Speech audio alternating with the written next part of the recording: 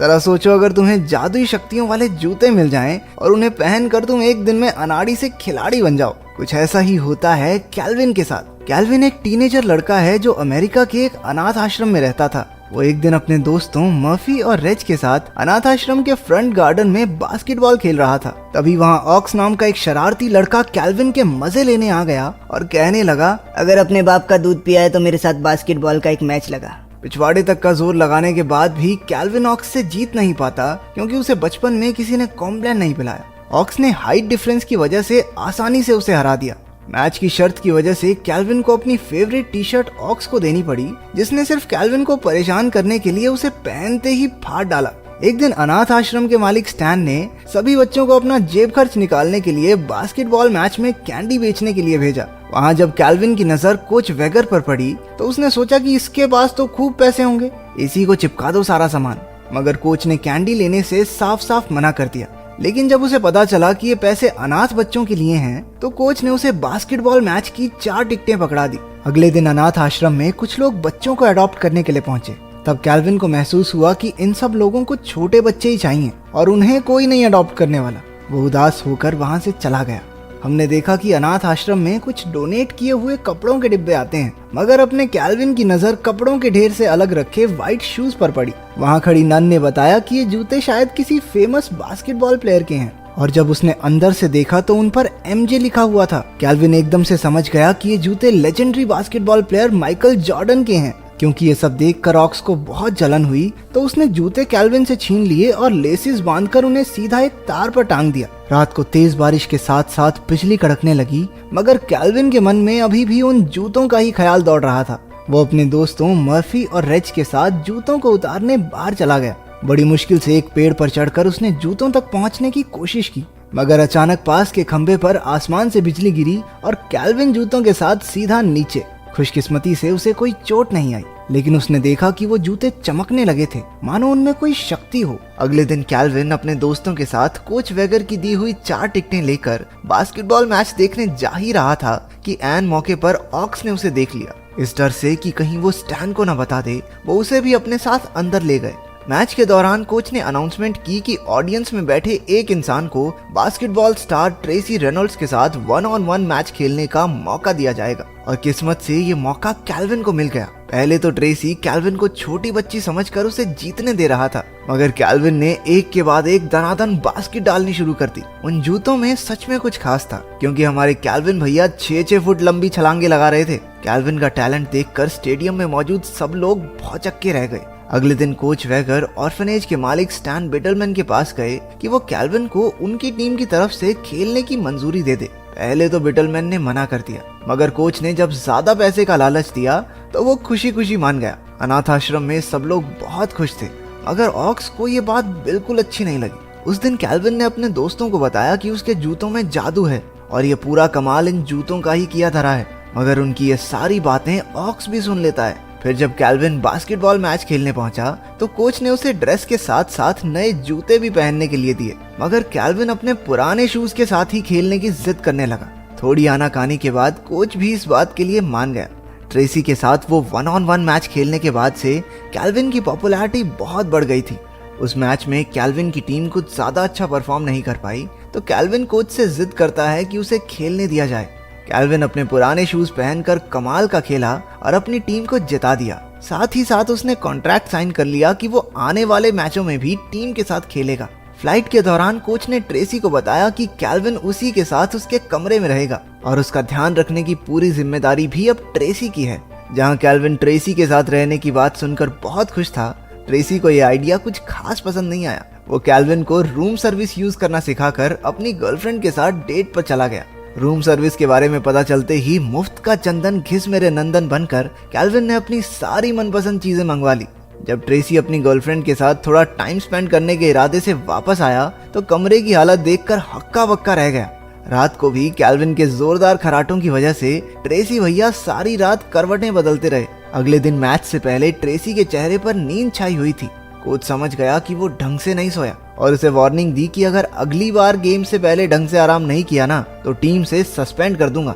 इसके बाद कैल्विन ने अपनी टीम के साथ बहुत से मैचेस खेले और धनाधन बास्केट डाल डाल कर अपनी टीम को सारे मैच जितवा दिए। दौलत और शोहरत उसके कदम चूम रही थी।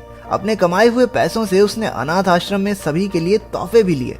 रात को ऑर्फनेज में कैल्विन मर्फ को अपने बास्केटबॉल वाले किस्से सुना रहा था, जिन्हें सुनकर ऑक्स को उससे बहुत जलन हुई और वो अचानक कैल्विन से उसके जूते छीनने लगा। उनकी आवाजें सुनकर बिटलमैन वहां आ गया और कैल्विन को परेशान करने के लिए उसने ऑक्स को खूब झाड़ लगाई। अगले मैच से एक रात पहले ट्रेसी मेडिकल स्टोर से कुछ दवाइयां खरीदने गया ताकि वो एक अच्छी नींद ले सके। कैल्विन भी धक्के से उसके साथ हो लिया। बातों बातों में पता चला कि ट्रेसी और उसके पापा के बीच संबंध कुछ ठीक नहीं है और वो उनसे बात तक नहीं करता। ये बात कैल्विन को बहुत अजीब लगी, क्योंकि वो तो इस बात के लिए भी तरसता है कि किसी को पापा कहकर बुला सके, और जिनके पास हैं वो बात नहीं करते। ट्रेसी ने गलती से एलर्जी की दवाई की जगह नींद की गोलियों की हैवी डोज खा ली, जिसकी वजह से वो गाड़ी में ही सो गया। कैल्विन किसी तरह ठोकते ठुकाते गाड़ी को होटल तक ले गया ताकि पूरी रात बाहर रहने के चक्कर में कोच ट्रेसी को सस्पेंड ना कर दे।